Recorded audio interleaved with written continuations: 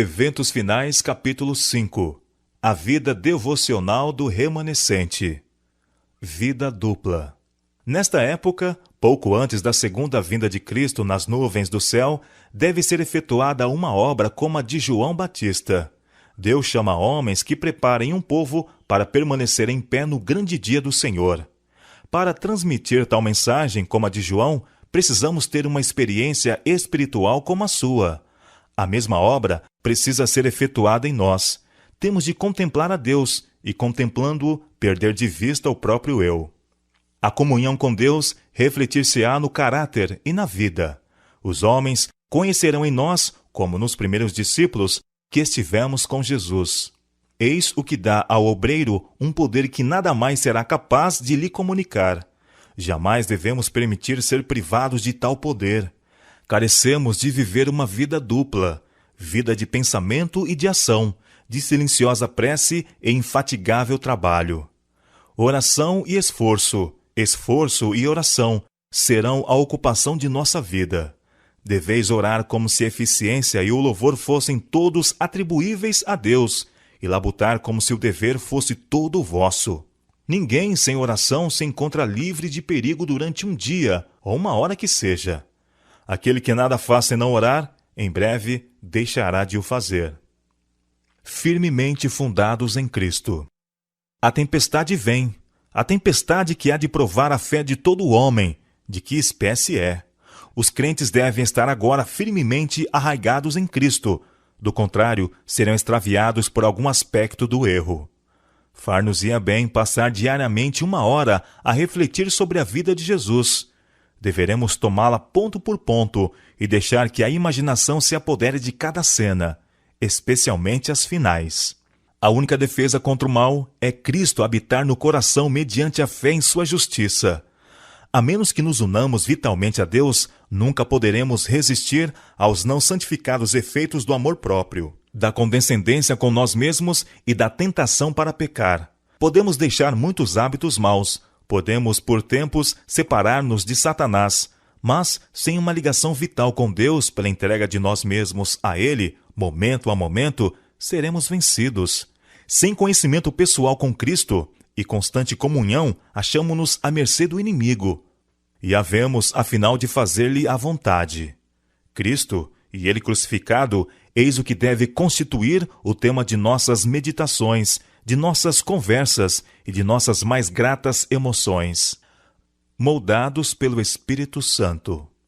O coração humano não conhecerá felicidade enquanto não se submeter a ser moldado pelo Espírito Santo.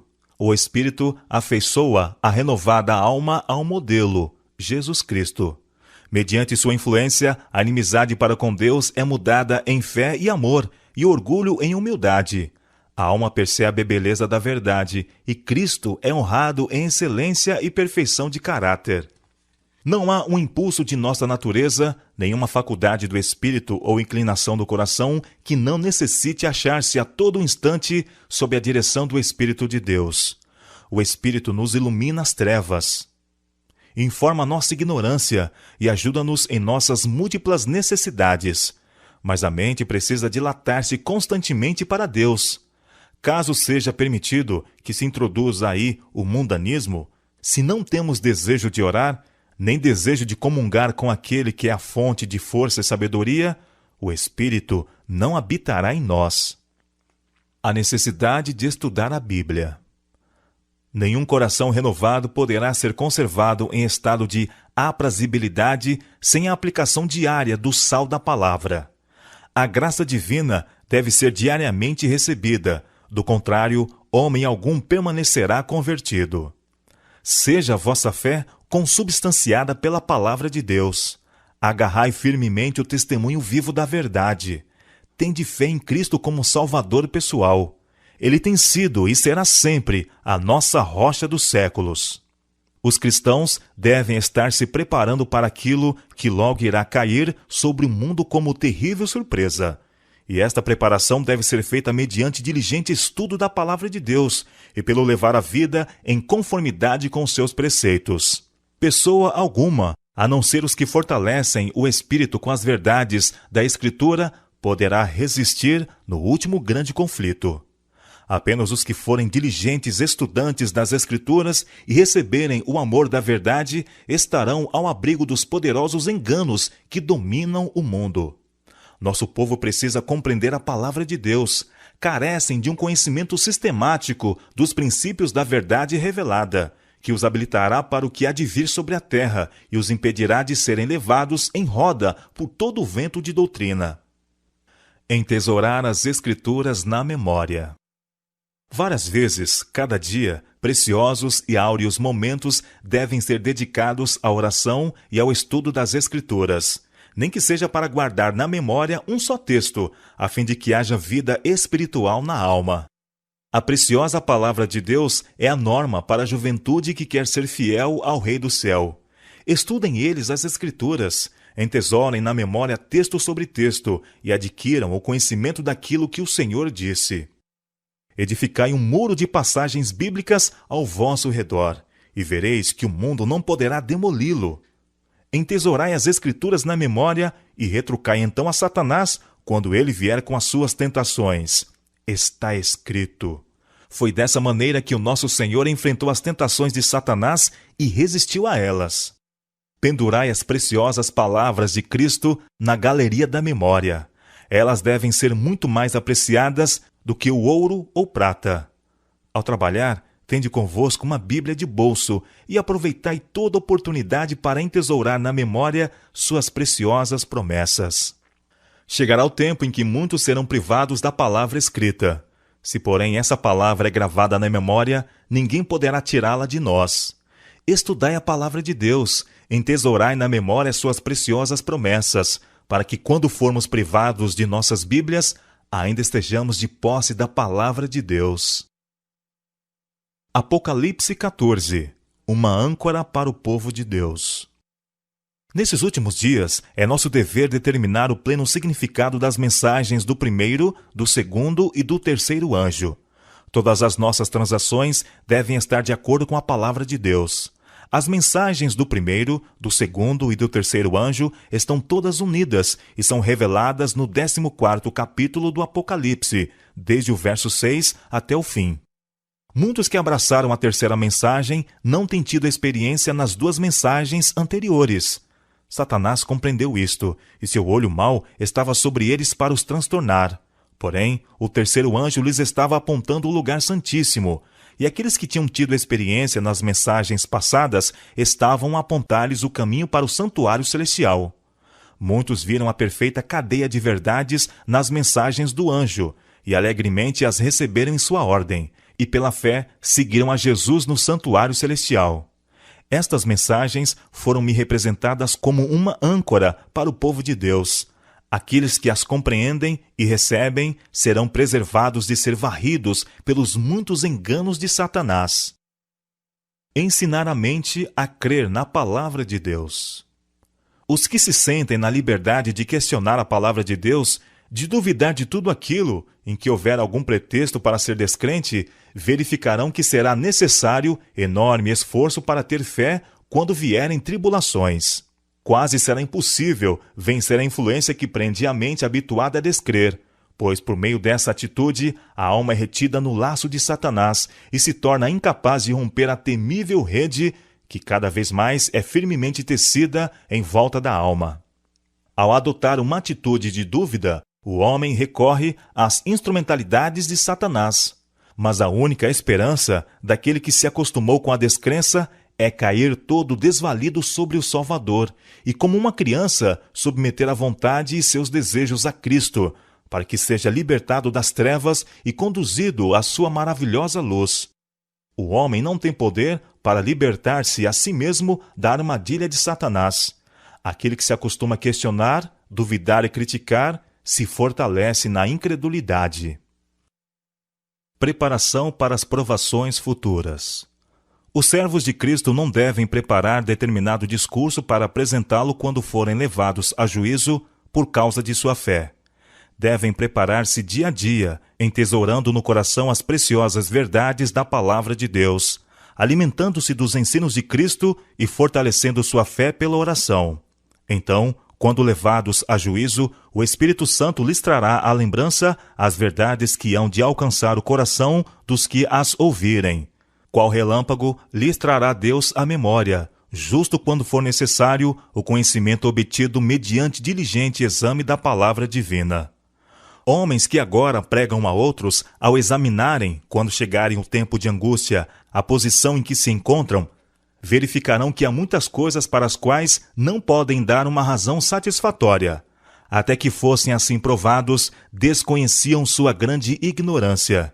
E há na igreja muitos que contam por certo que compreendem aquilo em que creem, mas que, até surgir uma discussão, ignoram sua fraqueza.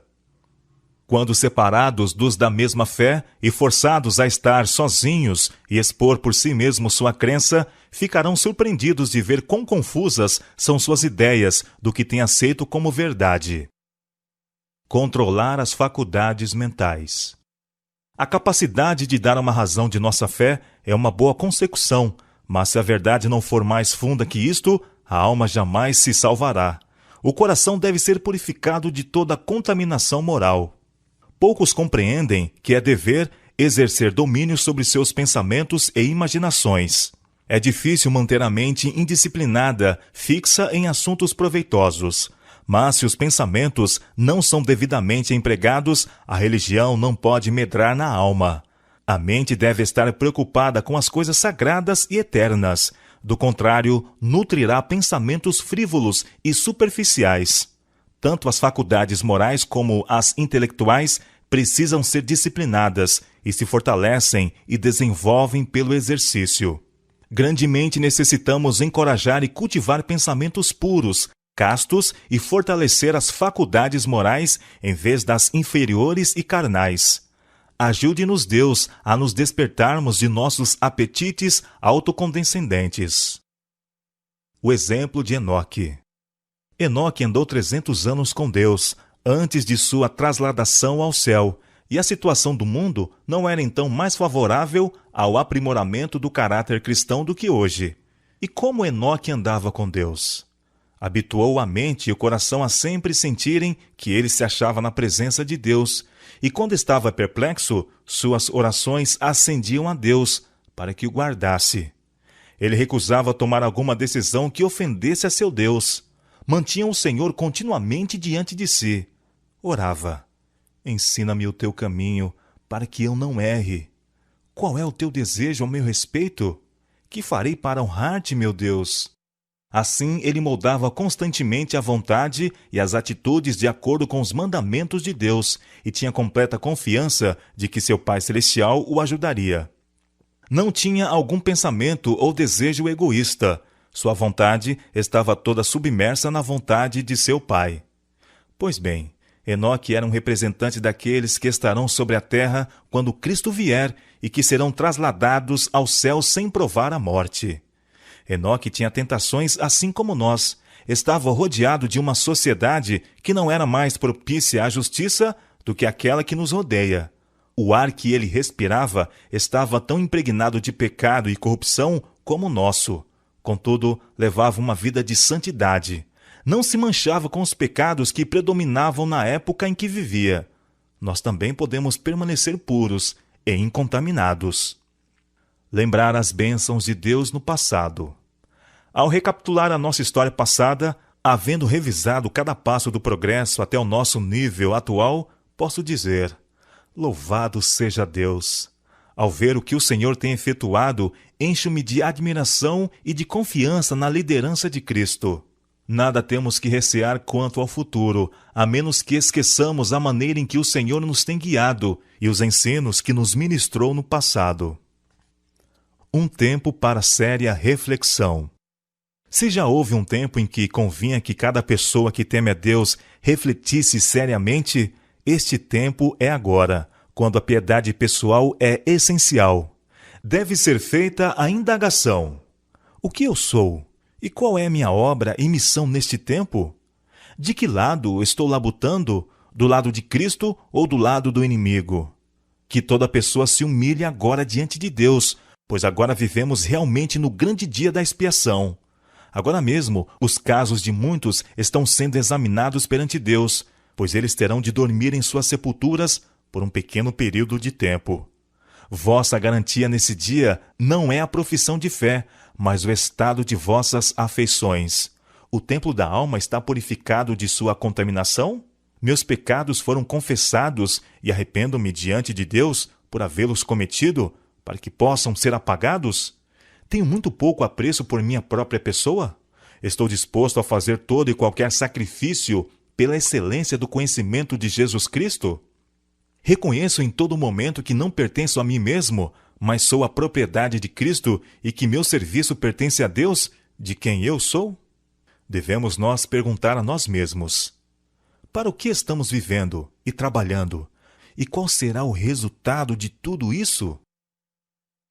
Vivendo em função do dia do juízo. Ao ver as pessoas indo apressadamente de um lado para outro em nossas cidades, tenho me perguntado se elas já pensaram no dia de Deus que está precisamente à nossa frente. Cada um de nós deve estar vivendo em função do grande dia que não tardará a vir sobre nós. Não nos podemos permitir viver sem nos referirmos ao dia do juízo, pois ainda que muito retardado, está agora próximo, mesmo às portas, e se apressa muito. Breve, a trombeta do arcanjo fará estremecer os vivos e despertará os mortos. Preparados para a volta de Cristo. Se não encontrarmos prazer agora na contemplação das coisas celestes, se não temos nenhum interesse em buscar o conhecimento de Deus, deleite algum em deter os olhos no caráter de Cristo, se a santidade não tem nenhuma atração para nós, podemos estar certos de que é vã nossa esperança do céu. A perfeita conformidade com a vontade de Deus é o elevado objetivo a estar sempre diante do cristão.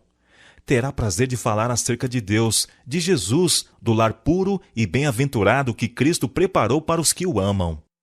Ao meditar nesses temas, quando a alma se apacenta das benditas promessas de Deus, é representado pelo apóstolo como provar as virtudes do século futuro.